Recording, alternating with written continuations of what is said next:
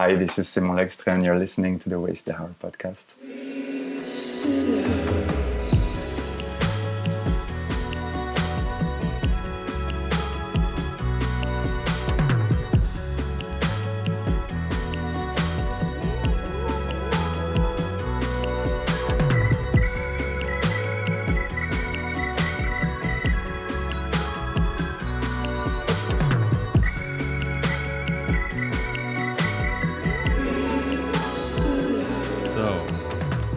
Welcome everyone, this is Martin and you're listening to the Wasted Hour podcast, the podcast about fashion, artists, inspiration and creative culture. And I'm very happy to introduce today's guest, Simon Lextrait, the fashion designer.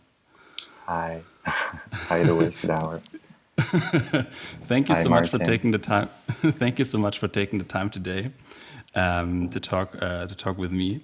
I wanted to talk a little bit, of course, about your background, how you got into fashion, and of course your current autumn-winter collection that we are starting to stock at the Wasted Hour as well. But the first thing I wanted to ask, you grew up in the south of France, and I've just recently been there this summer, and I think it's just a beautiful nature. So I'm really curious, how was it growing up there? I think it was really, at first it was really simple and obvious. I kind of got to look at it differently and maybe with more depth when I moved from there. So it's pretty recent. When I was a kid, I was just surrounded by caves and rivers and trees and nature and a really and pretty wide life. So I think that contributed to building my sensitivity to the natural world in general. And I wasn't really heading toward fashion at start. I was just like really interested into, I think, the natural world and the quite low rhythm of it brought me to, it triggered my curiosity a lot. And I think that's what contributed to bring me to creative and artistic fields in general. Yeah, because you didn't dive into fashion at first. You took like a history of art, archaeology, and anthropology classes. What interested you about that? What exactly? Well, I think at first, at the age of 16 or 15, I was already quite sure I wanted to head toward art and design for sure, and I was really interested into furniture and architecture. For what did you know where that comes from? Like, was perhaps your parents interested in that, or did you read a magazine when you were young? Well, my mother did fine art when she was younger, and she stopped quite early. I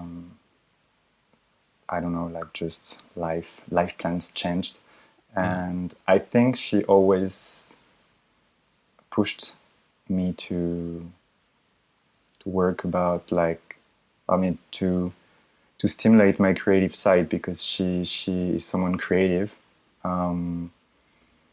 And yeah, I think I've been doing music, I've been doing theater, I've been like painting, doing classes a lot, and I think I was asking for that as well. So it was a quite good balance, but it was really natural. Like, it didn't really seem to be. I haven't been pushed toward that, and I didn't even. Yeah, I just preferred going to painting classes and doing clay sculptures than actually going to football or handball on Wednesdays. It was just like something that I enjoyed. Yeah. And then you dived into the history of art, but why also like archaeology? Well, at first it was like art applied at high school, so it was quite general, and I think I liked creativity when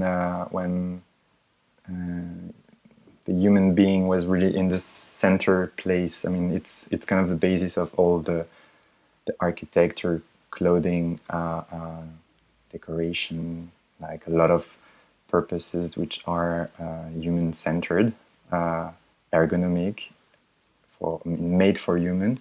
But I think what interested me and what still interests me is the fact of bringing the person in the center of the reflection. I have a really,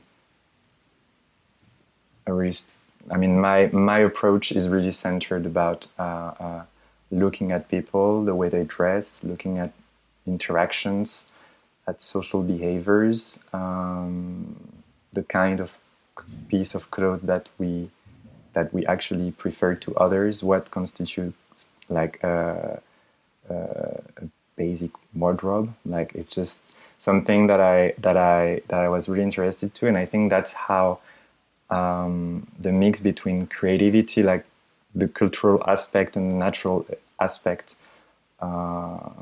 just met, and I think progressively I've been going toward fashion more because it was the most obvious way to express creativity, the closest to the body.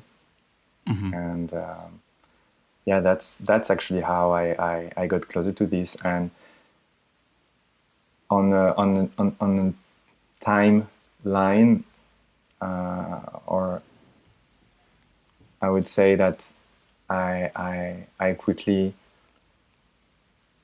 got really interested also about the marks that we leave on Earth, and like everything that is socially the history of human, and that's something when I was a kid, going to caves and seeing, because I grew up in an area where you have a lot of prehistorical caves. Actually, 2 kilometers from here, there is one of the 7th sites in Is it the same one Europe. that you shot your first lookbook at from your first collection? Exactly. Yeah. Yes. And I've always been Blowminded, and still, like, I've recently watched a documentary by Werner Herzog about caves, and it's actually happening. I mean, the documentary is filmed in a cave in Grotte Chauvet, and it's something that still fascinates me. Like it just forces you to be humble and to it's something that's as human beings we're not really used to tend to, and I think that's maybe why I'm trying to push toward this direction, but just like not considering the world and the human being as at the center of the world, but like cultivating fields and stories that bring this idea out of it, actually, just like being able to reconsider our role on such a long time. And I think that's what you can see if you look at nature, you look at stones, you look at trees, you can see things that are here for way longer than I'm here, actually. And I'm quite respectful for that, like, and I think because it puts things into context, I think, because like as well, sometimes it's just and it's also an open gate to poetry so much. Like, I don't know, you just look at some charcoal marks on a stone in a cave, and you're like, wow, like this is a few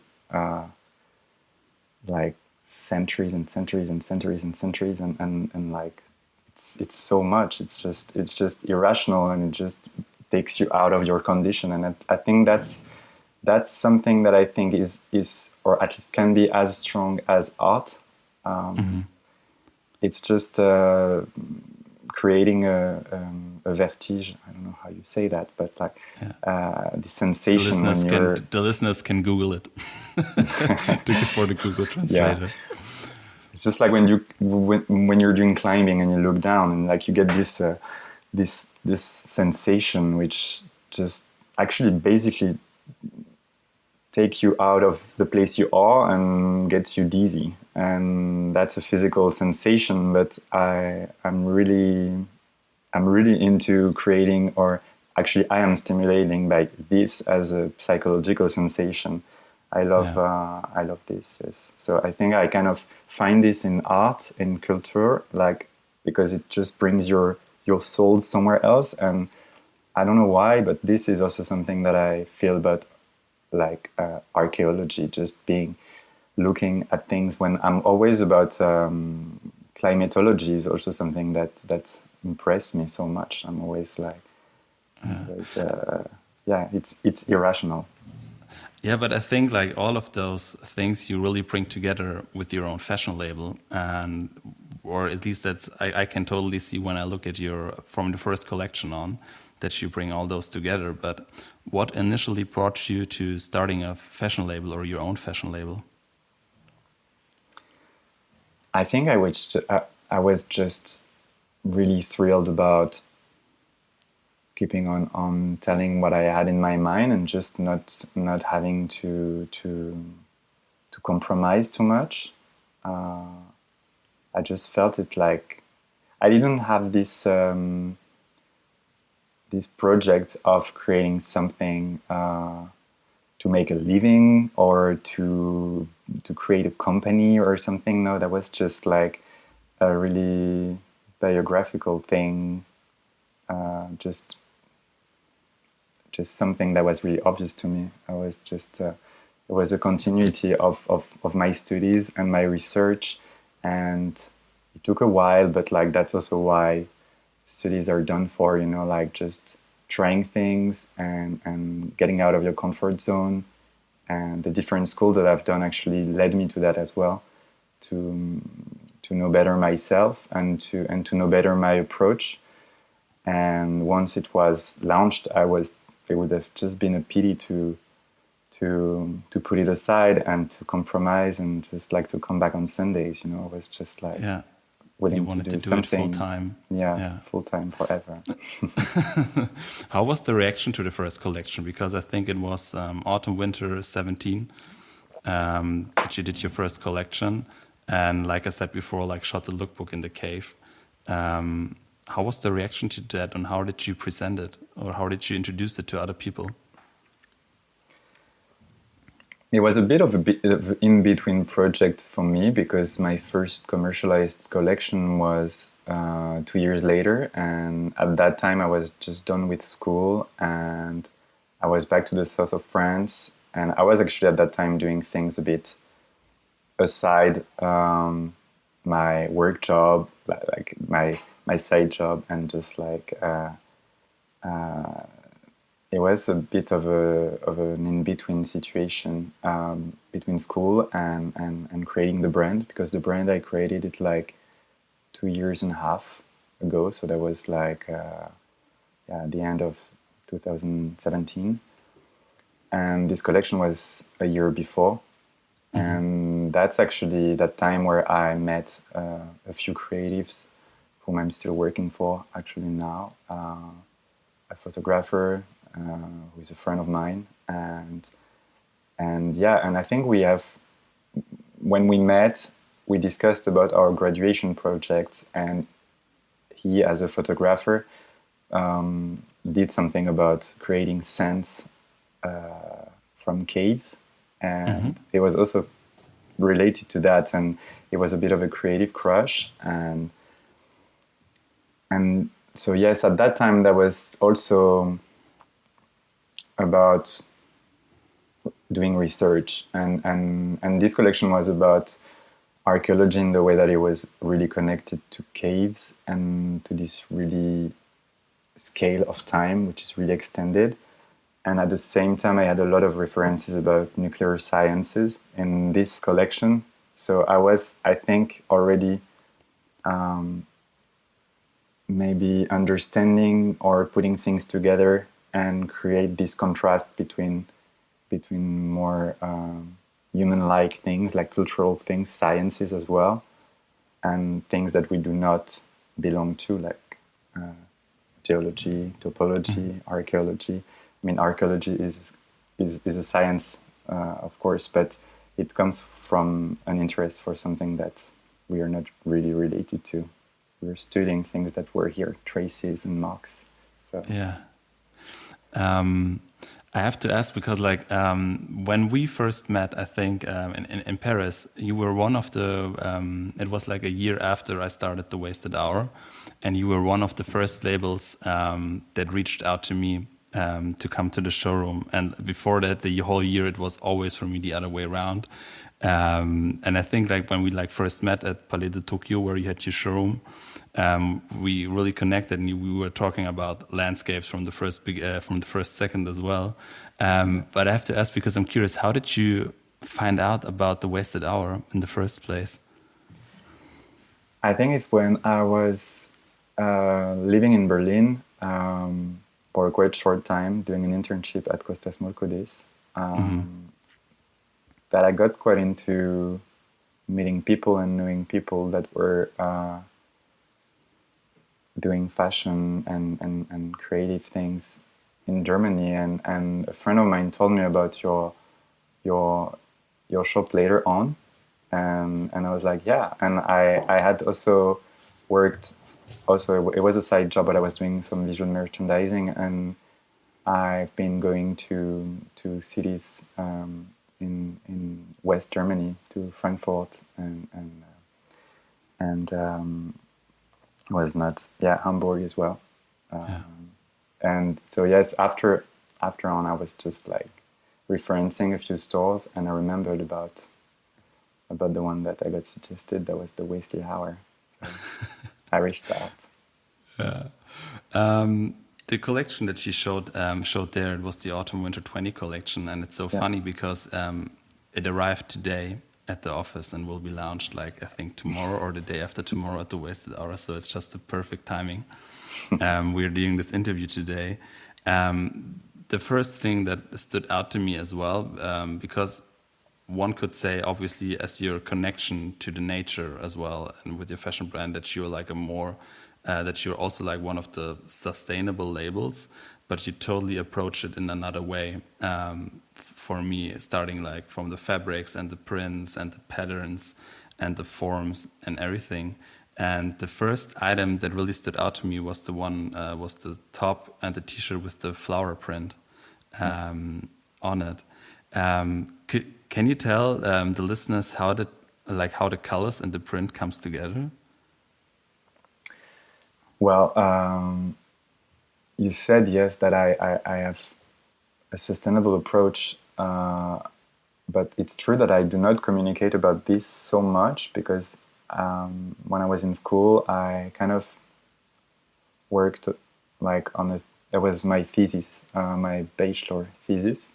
That was about how to tackle the tendency of fashion industry to reject banality and to always keep on creating trends and to make them appear as fast as they fade. And I'm not someone who's really.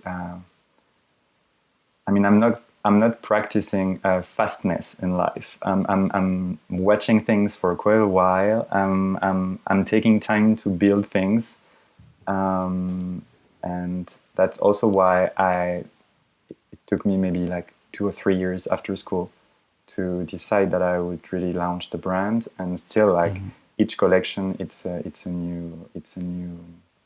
new process, and I learn things a lot on my own and through collaborations with people, and I've been talking about this sustainability approach, but because it's not something that I want to make as a trend as well. It's really something that comes from my references and my it's just my respect toward my environment. So it's really natural to me, and it took a while, but I like these processes where you create prints or where you interact on the garment in a really unique manner, because it just gives many possibilities. through the process, and also, I mean, through the creative process, but also through the distribution, which is a reality, you know, and it allows me to propose pieces that have a technique, but this technique stays really wide, and the result is really random. So it's also, I mean, that was one of my answers as a student to tackle this tendency of focusing on trends all the time.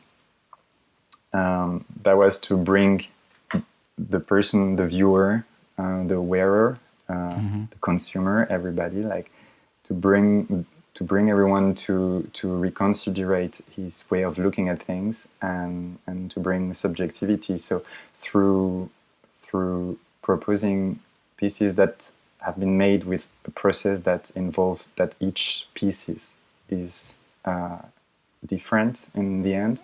Yeah. It leads to look at things and to ask yourself, okay, do I prefer this one? Do I want this? Or do I prefer when the color fades a bit, or when it's been exposed really strong? Because this time there were like flower prints. It's a Japanese technique that I discovered. It's called Tataki Zome, and it's flower pounding, basically. And because you saw the flower waste from the flower shop next to your flat in Paris, right? Yeah, exactly. Exactly, yes. Yeah, that story always stayed with me when you told it, because like it's so funny. When I lived in Paris, there was a flower shop right next to my apartment as well, and I was always like heartbroken when they threw out their stuff, or like and I was also living next to the Père Lachaise cemetery, so I was passing in front of the bins, of the trash bins every Mondays, and I was like, wow, so many flowers just thrown away, like, and it came actually like that. I was like, what can I do with this? And I looked and I found this Japanese technique, and I was like, wow, I must try that. And this came after another technique that was cyanotype that I did the year before, and it's basically sun printing.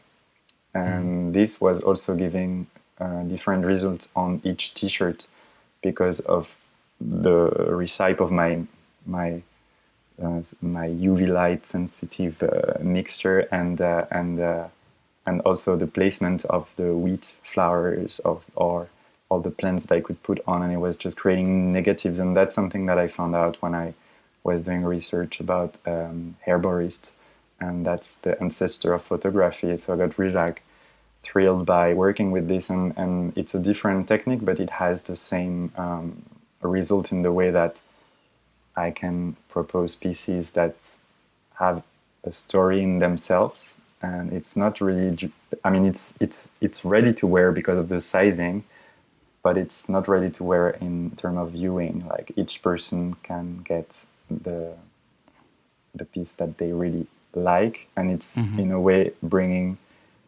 I mean, that's also for me. That's a sense, like that's a sustainable approach, in the way that by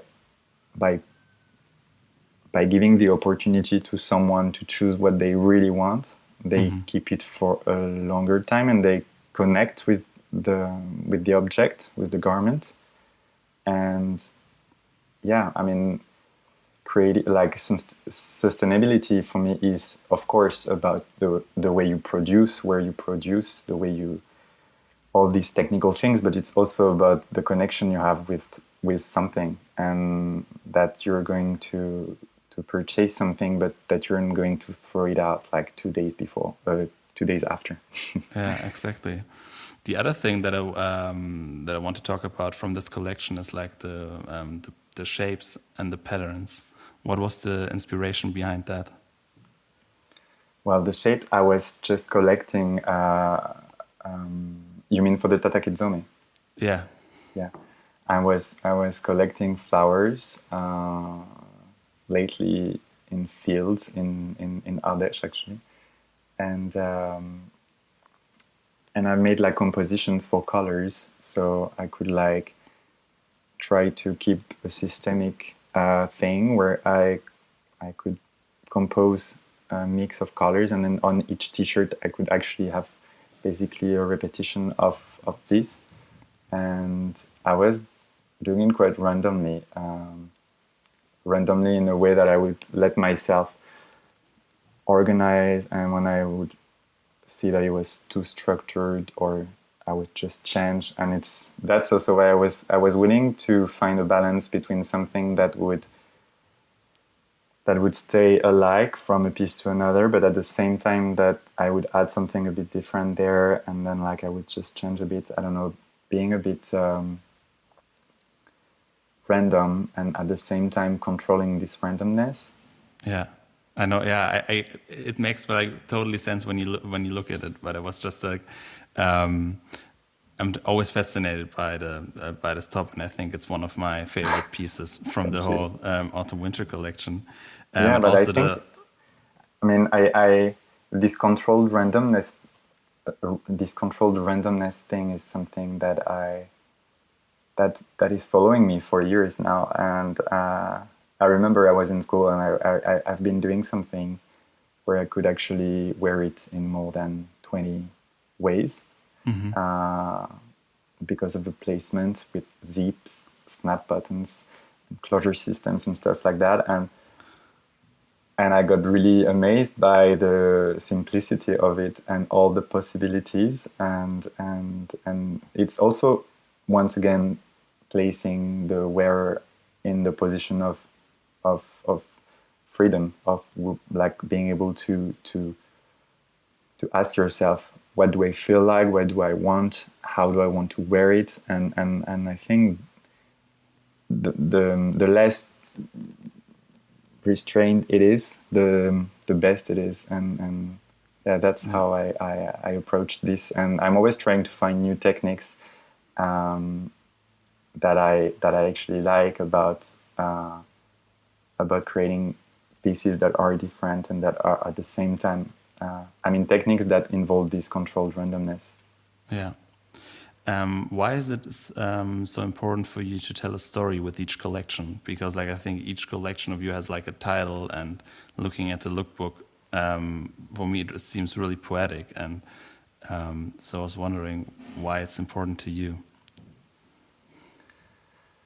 Because I feel like at least when I'm watching a documentary, when I am reading about a study, when I am even like appreciating a piece of art, or like getting fascinated by something in the street, is because I feel there is some depth behind, there is a story. And I always thought that I wouldn't do fashion for doing only clothes.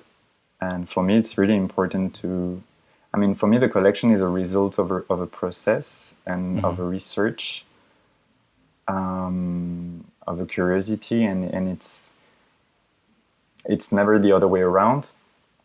And that's basically why I'm also, with the recent lockdown and everything that changed a bit about self-organization, I was starting to be into these 2 collections a year process. And I realized that this fastness was also making things more difficult for bringing depth and personal input in what I was doing. So that's also why I decided to do 1 full collection a year with 2 lines. And that's because I was feeling like the industry system was bringing me into I was going there. It wasn't really bringing me, but I was heading towards something that was maybe getting a bit too far from my original interest, about reinterpreting things that I got really interested into. So you can have the collections that you're going to have in store is basically the result of a strong interest for topology, and which brought me to Nazca lines and these kind of inspirations. and yeah, for me, it's an expression. It's the collection is a story and an expression, and it's not really about products in the end. Yeah, it's really refreshing to see this because I think a lot of labels put out collections just for the sake of putting out collections, and I think what this lockdown has really, or like the whole current situation has really shown us that the whole like calendar with like 4 collections a year and everything is not just for everyone. I think like I always tell labels like that they should approach the things how they can do it and not try to be like a big brand which has like a big company behind them so that they can pull off showing 4 collections a year. And I really like that now the whole calendar, which didn't make any sense before to me, now gets like loosens up and everyone starts showing their collection more or less when they are ready, and not when it's like, oh, it's like now it's June and we show menswear, now it's September we show women's wear. And I think that's like so old fashioned, and I think we need something new about it. So it's really fresh to see how you're doing it. I think that's the good thing about crisis in general. It's just that it just gives the opportunity to rethink things that we were considering as automatic things, and it's just dismantling systems that are not always the best and the most adapted to situations. And I kind of feel like maybe the global connections as well with the internet the past decades brought new desires, and maybe it's also a mistake at some point to, as a small label, to refer to things that are so far from you. I mean, when you're a young designer and that you are willing, I mean, it's not my dream to become a big house with like I don't know, like hundreds of stores in the world. Like that's not something that I relate on because my original approach is not led by this desire. And I think like it's good opportunities, and I think we're starting to have the tools actually to build communities and to communicate and reach people that are actually also willing to connect with the designers and the pieces that they're going to purchase, and that it's at the same time really global, because you open the wide of the it's quite a wide range of people you can reach nowadays. But at the same time, it's also recentering on people, and it gives possibilities to exist to much more profiles, and I feel like this is very interesting. Totally. But what would you say is like the biggest challenge for you as a younger and independent fashion brand? Well, to find the right balance between keeping my sensitivity and making a sustainable business, like that's something that you need to find the balance, and I think I am finding it. So I'm quite confident about doing so. But I think for me it's just to keep on doing the collections that I want to do, and to make things doable, and to keep on reaching out and getting approached by people that tell me how much they like what I do. And I really like this personal thing. Like I recently got in touch with a few customers that I've made through opening ceremony in the US, or recent customers from Japan, and it's always such an amazing thing for me to see them wearing my clothes and sending me DMs, and we're chatting, and I think that's such it just brings human to the first level of things, and I don't know, I think it's such a rich that's the biggest gift for me, so I'm kind of willing to keep on providing joy and making people happy for getting my pieces. So that's nice. And Yeah, I'm really understanding happy what I'm about that. doing. And Yeah. yeah, And I will send you a selfie as well when I'm like, because I ordered one or two things great, for myself too. great. gonna send you latest like tomorrow. Um, Looking forward. you also said what I also saw on social media is that you've been printing the new lookbook for your next season. Can you tell a little Yeah, bit about it? yeah, it's coming out tomorrow. um, yeah, this collection has been I think one of the most personal so far, actually, because I took time to do it.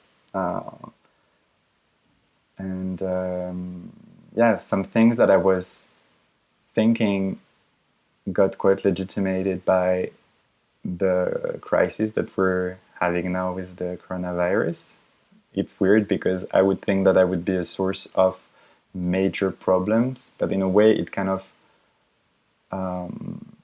created the conditions for people I was talking to about things that I would like to do to make them more receptive to things, and so it kind of encouraged me to not really pay attention to show between the 15th and the 20th of June, and Yeah. then to show between, like being super close to calendars and market rules and stuff. And it's something that I was doing it because if you wanna, I mean, there are so many realities. It's a big market, the fashion industry, and I still get to understand it. And at the, yeah, you kind of need to be where you need to be at the right time if you want to be, in phase with so many actors, because you're not alone. That's an industry that is so wide, Yeah. from the press to the buyers to the stores to the production. It's really it's a really complex and well settled thing. But that's why this crisis also brought kind of an unsettling, Yeah. and then everybody was just like, okay, well, we're going to be late then, and things that were not considered as possible before actually got accepted. Yeah. And so it kind of In the blink opened of an some. eye, like from like in that, just like within like 4 weeks, some things are possible now that haven't been possible forever. Like that's what Yeah, also what.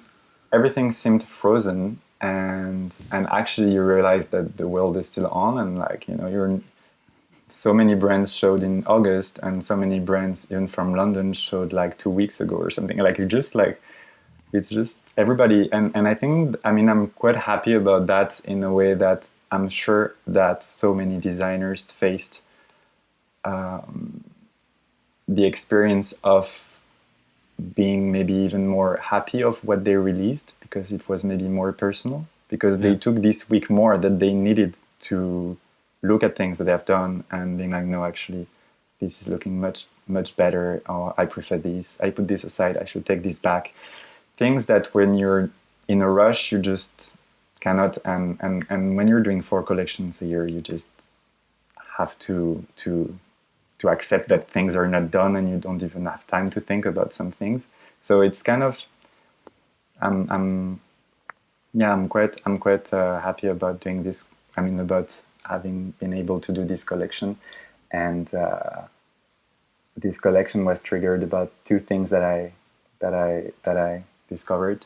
There was the Chipko movement in India, and it's a feminist movement that protected trees, by hugging them. It's a hugging tree movement. Yeah. So that was basically the main inspiration about my collection. So that Oh, was, you make yeah. me very curious right now. Yeah, that's something that I've been reading about last spring, and yes, we worked hard on this like the whole summer, and we recently put things together, and yeah, I'm quite excited about this. And this comes as the first chapter of this 2021 collection, because I'll present in January a capsule line, which will come as the autumn winter line. and we will still keep this main line, the spring summer, as a base. So yes, I'm pretty excited about also starting this new way of processing, because that allows me to keep on researching things and to keep work on finding the right balance and a sensitive result about things, and not having to change too quickly, pass to something else. So yeah, I'm also quite excited about this approach. Cool. I'm very much looking forward to it, and now starting like the collaboration with you for the autumn winter collection. Excited. The last question I have for this interview, which I always put at the end, is just imagine it's like a coronavirus-free world right now, and you're at the airport, and you would be given a free flight. And where would you go to, and why? I think I would go to see these Nazca lines which have been actually in the center of the autumn-winter collections, because I've been really, really curious, and things that I've been reading about in books and on the internet always trigger my curiosity. And the caves I've been able to go last summer, and because they're just like around the place where I come from, so I often go there. But yeah, this I would definitely be super thrilled and emotionally really, yeah, that would be very, very great to visit there. Cool. So thank you so much for taking the time, and yeah, very much looking forward to everything that we're doing together in the future. Yeah, I'm very looking forward to. Thank you so much.